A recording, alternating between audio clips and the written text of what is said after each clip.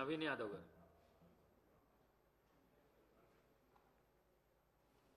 Speaker గారికి, deputy speaker గారికి, గౌరవ ముఖ్యమంత్రి గారికి, మంత్రులకు, గౌరవ మంత్రులకు, సభ్యులకు, అధికారులందరూ కూడా నమస్కారం.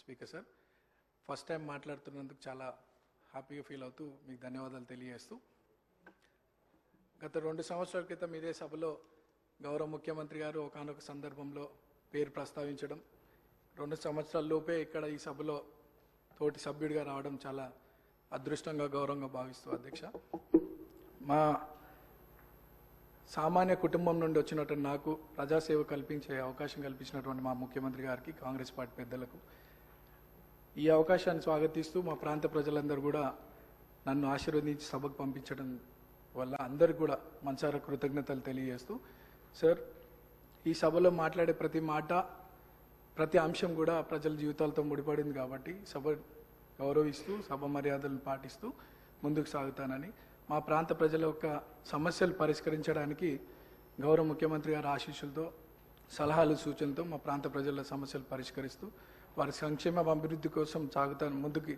అదే నా లక్ష్యంగా పెట్టుకొని ముందుకు సాగుతానని.